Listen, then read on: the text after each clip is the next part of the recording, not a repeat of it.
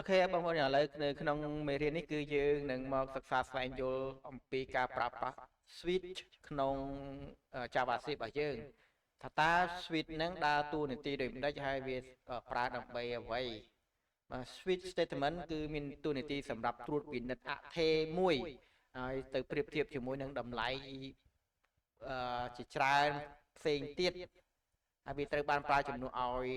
ការសរសេរ if else if else if else ច្រើនដងបាទណាអញ្ចឹងនេះជារួមមកswitch ហ្នឹងក៏ប្រើដូចនឹង if else ដែរគ្រាន់តែ if else យើងប្រើ if else if else ហ្នឹងគឺយើងចង់ប្រៀបធៀបតម្លៃគឺយើងត្រូវការសរសេរ if else ច្រើនដងដើម្បីប្រៀបធៀបតម្លៃមួយប្រសិនបើយើងមានតម្លៃរាប់រយគឺយើងត្រូវការសរសេរ if else if else ច្រើនរាប់រយដងដែរប៉ុន្តែក្នុងលក្ខណៈ switch នេះគឺវាខុសគ្នាយើងអាចសរសេរលក្ខណៈងាយស្រួលមើលហើយងាយយល់ហើយលឿនជាង if else ទោះបីជាក្នុងប្រអប់ហ្នឹងវាទោះបីជាក្នុងស្ថានភាពតម្លៃវាមានច្រើនប៉ុណ្ណាក៏ដោយក៏យើងអាចប្រើ case ធ្វើការប្រៀបធៀបបានងាយស្រួលជាង if else ឧទាហរណ៍មួយប្រសិនបើយើងមានស្រោមយើងមានសម្បត្តិឈ្មោះសម្បត្តិមួយដើម្បីផ្ញើទៅដាក់ក្នុងប្រអប់ជាច្រើនប៉ុន្តែយើងអត់ដើរស្វែងរកប្រអប់នឹងមួយទេគឺយើងត្រូវប្រើយើងគឺប្រើលក្ខណៈ switch គឺយកប្រៀបធៀបស្រោមឈ្មោះនៅក្នុងសម្បត្តិហ្នឹងហើយវាទៅតាមដាននៅក្នុងប្រអប់ដែលមានឈ្មោះដូចនៅក្នុងសម្បត្តិហ្នឹងនោះវានឹងយកសម្បត្តិហ្នឹងទម្លាក់ទៅក្នុងប្រអប់នោះតែម្ដងនេះគឺជាការប្រើ switch គឺលក្ខណៈបែបនេះនេះគឺជាការប្រើប្រាស់ if ហើយនិងការប្រើប្រាស់ switch តើវាខុសគ្នាដោយមិនដេចswitch នេះគឺនេះបើសិនបើយើងប្រើ if ហើយយើងប្រៀបធៀបតម្លៃនៅក្នុងវងកញ្ចក់នេះតម្លៃអថេររបស់យើងនៅក្នុងវងកញ្ចក់នេះវាយើងយកទៅប្រៀបធៀបនៅតម្លៃច្រើនគឺយើងត្រូវការប្រើ elif 1បាទសិនបើយើងប្រៀបតម្លៃ10យើងត្រូវសរសេរ fx 10អញ្ចឹងទៅបាទគឺ elif រួច l ចុងក្រោយណាអាហ្នឹងជាលក្ខខណ្ឌដែលយើងប្រើ if else ក៏ប៉ុន្តែបើសិនបើយើងប្រើ switch វិញគឺយើងប្រើដោយអថេរនៅក្នុងវងកញ្ចក់នេះដោយប្រៀបធៀបទៅលើ cache បាទ cache ហ្នឹងគឺជាតម្លៃមួយអញ្ចឹងយើងអាចសរសេរជា cache 1 cache 2 cache 3 cache 4រហូតបាទប៉ុន្តែក្នុងលក្ខខណ្ឌយើងប្រើ cache គឺយើងត្រូវមានការមាន break បាទ break នេះគឺជាការកាត់ផ្ដាច់បានន័យថាការបែងចែក cache មួយបើសិនបើយើងអត់ដាក់ break ទេវាកូដរបស់យើងនឹងមានបញ្ហាបានន័យថាវានឹងត្រួតពិនិត្យរហូតប៉ុន្តែបើយើងកាត់ break នេះនៅពេលដែលតម្លៃកូដដែលយើងបានត្រួតពិនិត្យនៅក្នុងវងកញ្ចក់នេះដូចនឹង cache មួយណាអញ្ចឹងវានឹងបិទនៅកន្លែង cache មួយនឹងតែម្ដងវានឹងធ្វើការបញ្ចប់នៅត្រឹម cache តែមួយហ្នឹងប៉ុន្តែបើយើងអត់ដាក់ break ទេអញ្ចឹងទោះបីជាវាណាក៏វាត្រូវ run រហូតណាបាទនេះគឺជាការប្រើប្រាស់ cache ហើយនឹងទីទៀតយើងនឹងទៅការធ្វើការសរសេរនៅលើកូដរបស់យើងឧទាហរណ៍ជាក់ស្ដែងឥឡូវយើងចូលមកដល់ផ្ទាំងកូដរបស់យើងជាដំបូងគឺខ្ញុំនឹងធ្វើការសរសេរជា if else ដើម្បីបង្ហាញជាមុនសិនហើយបន្ទាប់មកទៅខ្ញុំធ្វើការបង្ហាញនៅ switch តាមក្រោយថាតើវាមានលក្ខណៈខុសគ្នាដូចម្ដេចអូខេ if else statement ហើយជំហានបន្ទាប់គឺយើងសរសេរ JavaScript ចូលអូខេខ្ញុំនឹងធ្វើការប្រកាសអថេរមួយដែលអឺ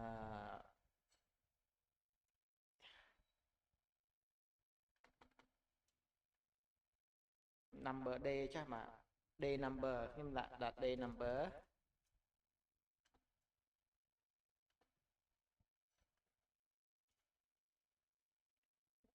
អូខេខ្ញុំ assign value ស្មើ2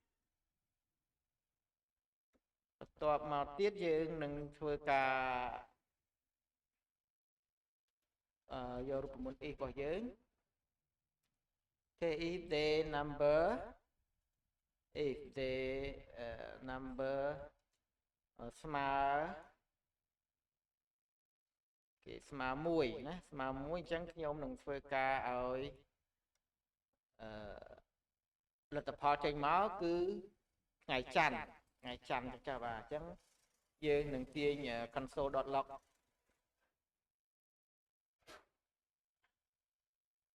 console.log គឺយកថា Monday បន្ទាប់មកទៀតយើងនឹងប្រើព្យាមួយទៀតគឺ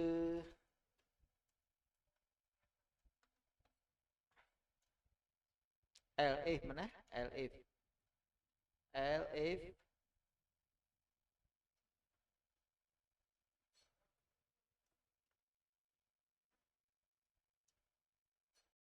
យើងប្រើ LED number ថ្ម2អញ្ចឹងយើងនឹងធ្វើការ assign ឲ្យលទ្ធផលចេញមកគឺថ្ងៃអង្គារ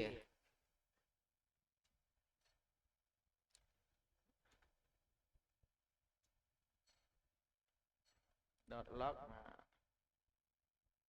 ដាក់មកគឺយើងយក Tuesday ណា Tuesday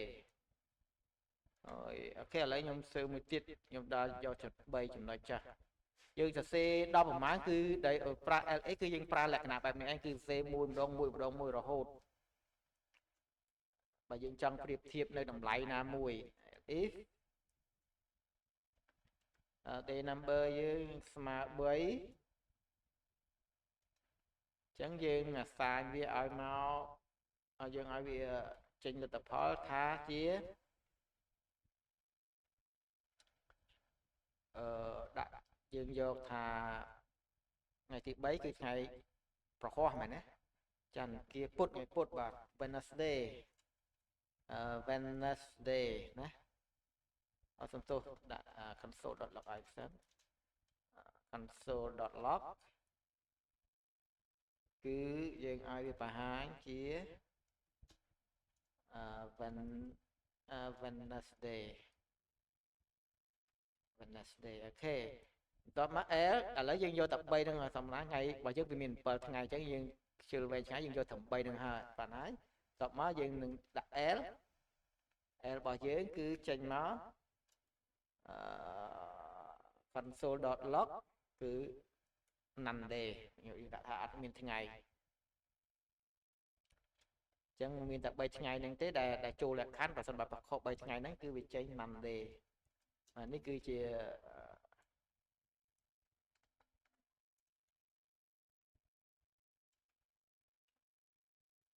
អូខេតើឥឡូវយើងមកមើលលទ្ធផលប៉ុណ្្នឹងសិនយើងចុច save មកអូខេឥឡូវយើងមកមើលបាទនេះគឺជានេះរបស់យើងតែខ្ញុំបរិយាឲ្យធំដើម្បីងាយស្រួលមើលឥឡូវនេះគឺវាដាក់ថា uncatch reference error day number អូខេ is not defined អញ្ចឹងបានន័យថាប្រហែលជាយើង set day number ខុសអញ្ចឹងបានវាអត់ក្រត់ឃើញឥឡូវយើងមកមើលនៅក្នុងកូដរបស់យើងវិញថាតើយើងខុសអីគេបាទឥឡូវនេះយើងបានមើលឃើញហើយដោយសារ day number យើងសរសេរខុសនេះ day number នេះបាទ day number អត់មាន u អញ្ចឹងយើងដាក់ u ឲ្យវាមកហើយយើង save ហើយយើងទៅមើលម្ដងទៀតអូខេចាលទ្ធផលគឺចេញហើយបាទ Tuesday បាទ Tuesday អូខេបើសិនបើយើង assign day number ឲ្យទៅជាលេខ3អញ្ចឹងវានឹងរត់ទៅជា Wednesday ដូច្នេះខ្ញុំនឹងធ្វើការ assign ទៅជាទី3បាទទី3អូខេឥឡូវខ្ញុំនឹងខា assign នេះដាក់លេខ3វិញបន្ទាប់មកយើង save វាហើយយើងទៅមើលកូដរបស់យើងបានដូច្នេះលទ្ធផលដែលបង្ហាញគឺ Wednesday ថ្ងៃទី3គឺ Wednesday ចុះបើយើងដូរអានេះទៅជា number 4ថាតើវាចេញអ្វីវិញបាទគឺវាអត់ចេញអីទេដោយសារយើងមិនតន់ផ្ដល់លក្ខខណ្ឌ LE ឲ្យវានៅចំណុចទី4ទេនោះវានឹងបង្ហាញថា none ទេពីព្រោះវាចូលលក្ខណៈ L គឺវាខុសពីលក្ខខណ្ឌទាំង LE ទាំងប្រមាណខាងលើអញ្ចឹងវានឹងចេញ none ទេដូច្នេះ day number 4គឺ none ទេអូខេខ្ញុំនឹងធ្វើការ save ហើយយើងធ្វើការផ្ទៀងផ្ទាត់ទាំងអស់គ្នាអូខេឥឡូវយើងបានចេញលទ្ធផលគឺ none ទេ បាទនេះគឺជាការប្រើ elif បាទ elif ច្រើនដងលក្ខណៈបែបនេះហើយបានគឺយើងប្រើ switch ជំនួសវិញដើម្បីឧទាហរណ៍កូដរបស់យើងមិនមែនមានត្រឹមតែ3នេះឧទាហរណ៍មានរាប់រយកូដអញ្ចឹងយើងត្រូវការប្រើ elif ដដែលច្រើនសារដូច្នេះគឺអ្វីដែលលឿនហើយងាយស្រួលដែលយើងអាចធ្វើងាយស្រួលបំផុតនោះគឺយើងប្រើ switch តើឥឡូវយើងចូលទៅធ្វើការសិក្សាទៅលើ switch ម្ដងហើយប្រៀបធៀបគ្នាតើមួយណាងាយស្រួលប្រើជាងតែឥឡូវយើងមកចូលផ្ទាំងកូដរបស់យើងឥឡូវខ្ញុំនឹងដាក់ heading មួយទៀតគឺយើងដាក់ថាគឺ switch statement តបមកយើងនឹងធ្វើការបើក script ឲ្យវាមួយទៀតអូខេឥឡូវយើងបង្កើតអត្ថេឲ្យវាមួយមក let date day អញ្ចឹងចាបាទអានេះគឺស្រេចយើងតាំងយើងអាសាញឲ្យវាស្មើ3បាទស្មើ3បន្ទាប់មកយើងនឹងធ្វើការ switch បាទណា switch អូខេ switch មកវងកញ្ចក់គឺយើងដាក់អត្ថេរបស់យើងចូលមកអូខេបន្ទាប់មកទៀតគឺយើងធ្វើការ select cache របស់យើងការ select cache របស់យើងគឺអូខេយើងប្រើ cache មក cache 1ហើយចុច2cache 1ចុច2បន្ទាប់មកយើងឲ្យលទ្ធផលវាជាអីគេយើងយកលទ្ធផលវាជាអ្វី cache 1គឺយើងអាចយកជា Monday មែនទេបាទអញ្ចឹងយើងដាក់មក console.log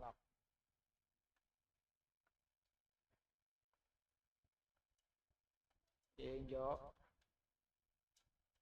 Monday ចប់មកបានយើងត្រូវការត្រូវ break វាបាទនេះជា cache ទី1យើងត្រូវ break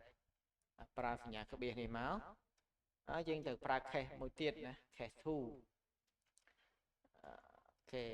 cache 2របស់យើង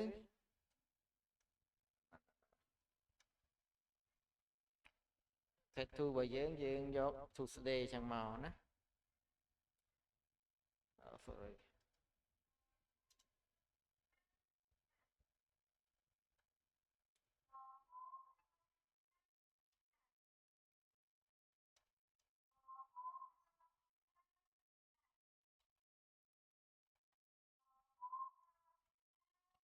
ូខេ Tuesday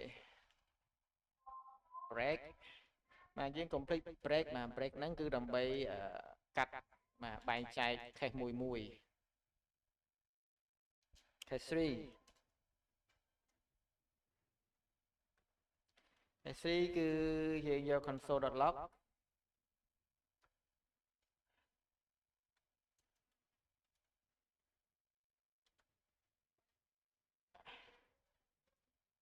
អូខេ Wednesday អូខេឥឡូវយើងដាក់ cache 4ចុះណា cache 4យើងយកតែ9 cache បានហើយសំទោសនេះភ្លេចប្រើ break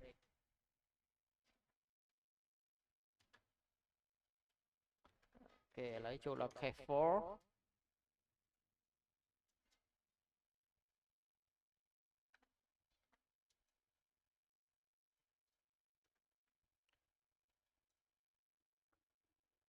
អូខេ console.log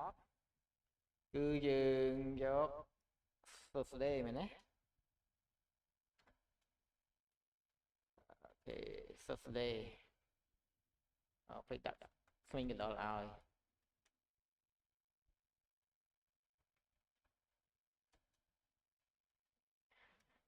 អូខេបន្ទាប់មកយើង break មួយទៀតមក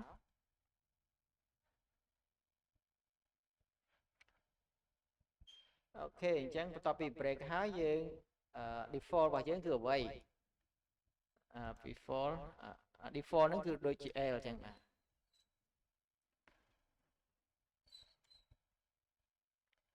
default គឺ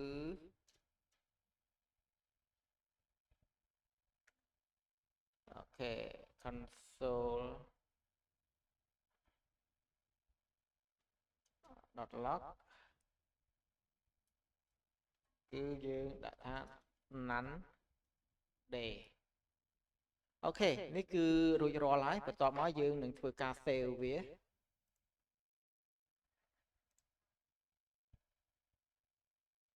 បាទបងប្អូនប្រហែលបាក់មើលទីដោយសារខ្ញុំបរួមឥឡូវខ្ញុំទីនេះឡើងលើបាទគឺដដែលទេកូដដោយសារវារៀងប្រិចធំពេកអញ្ចឹងវាអត់ពេញអេក្រង់ឥឡូវខ្ញុំធ្វើការបរួមឲ្យដើម្បីងាយស្រួល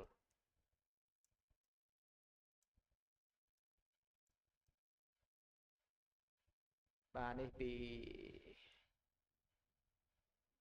switch statement របស់យើងមកគឺបញ្ចប់តាមនេះបាទអញ្ចឹងយើងប្រើ1 2 3 4 cache បាទបើសិនបើយើងប្រើច្រើន cache គឺយើងប្រើរហូតទៅសេអញ្ចឹងរហូតមក copy រហូតមកនិយាយ copy យកដាក់គ្រាន់តែដូរ cache វាទៅហើយដូរលទ្ធផលទៅវានឹងចេញតាមអ្វីដែលយើងធ្វើបាទអូខេឥឡូវយើងនឹងទៅមើលលទ្ធផលទាំងអស់គ្នានេះបាទនេះគឺជាលទ្ធផលយើងមាន2 statement គឺទី1គឺ if else statement ហើយទី2គឺ switch statement ហើយផ្នែកខាងលើ none day គឺជាផ្នែក if else ហើយ Wednesday គឺជាផ្នែក switch ខ្ញុំនឹងធ្វើការពង្រីកឲ្យធំដើម្បីងាយស្រួលមើល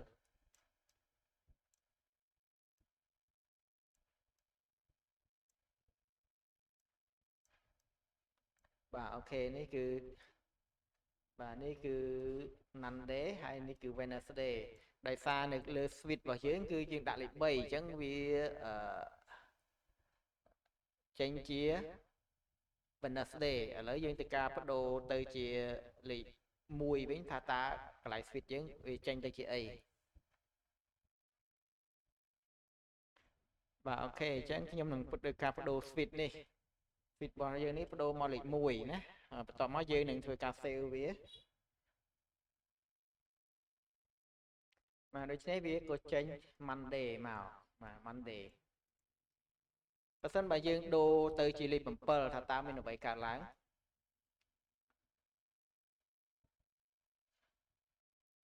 អូខេឥឡូវយើងដូរមកលេខ7វិញ save បាទនេះគឺជាលទ្ធផលលេខ7គឺ none day ដូចទៅនឹងខាងលើនេះដែរដូច្នេះ default បាទ default គឺវាខុសពី cache បើសិន cache ទាំងអស់มันមានvalue ស្មើជាមួយនឹងអត្ថរបស់យើងទេជួននោះវារត់ចូលទៅក្នុង default វាដូចជា if រត់មក l ដែរណាដូច if else បើសិនមកគ្មានលក្ខខណ្ឌដូចគ្នាអញ្ចឹងវានឹងរត់ចូលមក l បាទអូខេបងប្អូនអរគុណច្រើនអញ្ចឹងនេះគឺជា